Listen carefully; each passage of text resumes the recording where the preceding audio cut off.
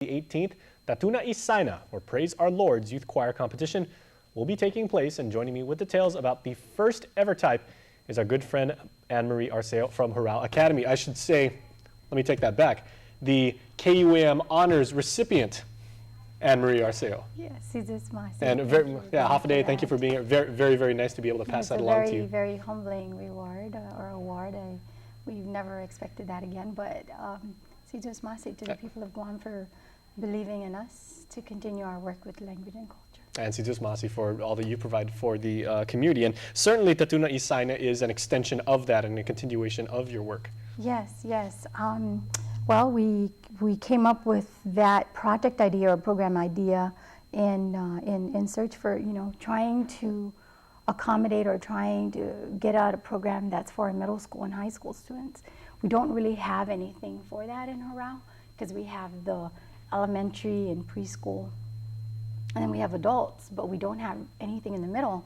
And as I started to think about what are some of the things or the challenges in our community that we could make better or make a difference about, and one of those areas is really the brokenness of our youth, how they have a lack of faith and lack of knowing their language that leads to their self-identity.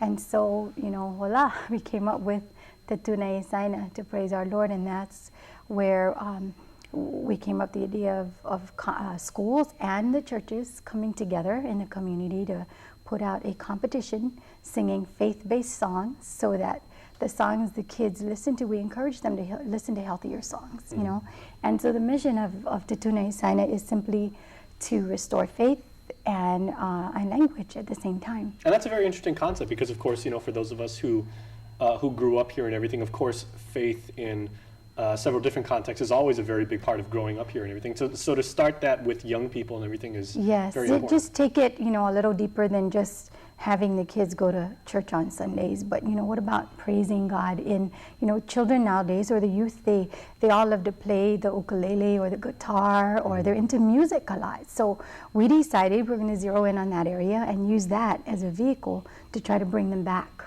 to restore faith and to try to also do it in our language. And are there specific parishes or specific denominations that you're Actually, it's Catholic-based, but it's an open competition. Okay. So Catholic-based because our language and culture is basically based out of our Catholic faith, and that's where the strength is. But we've invited other denominations to join us, and so it's going to be a whole full day on Saturday of wonderful, wonderful praise music in both Chamorro and English. Okay. Where will the proceeds go? And certainly this is going to, raise a lot of money, and as you always do, you always want to give back and put all the resources back into the community so that you can continue your work. Yes, as a nonprofit, at the same time it was a competition, it was a way also to fundraise for a minimal charge of $10 at the door for those of you that are interested in coming on Saturday. It's going to be at the cathedral, and the proceeds are not just going to go to Hurao, but they're going to go to Kamalan Caridad, which feeds the hungry and the poor, to Pro-Life, which supports, life, just celebrating life, and the Catholic radio station.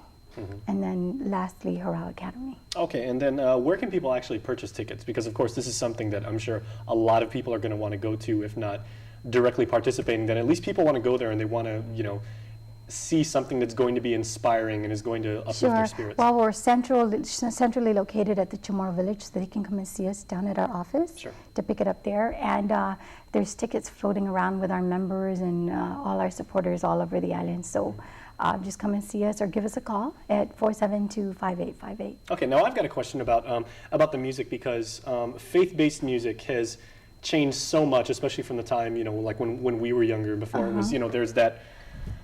Traditional. That's a better word than what I was thinking of. But when you think of church music, it tends to be kind of like compartmentalized and everything. But what youth are doing these days with inspirational music and everything, they're taking it in all sorts of different directions towards the same goal, and because they want to praise the Lord. You're right. So that's why we broke the competition into 3 categories. And so the first category is traditional, which means they have to sing, any Chamorro traditional song, something that the elders would sing at the 6 o'clock Mass or the 5 o'clock Mass. Or even just as traditional as Be Not Afraid, so that's the traditional part. Right. And then there's a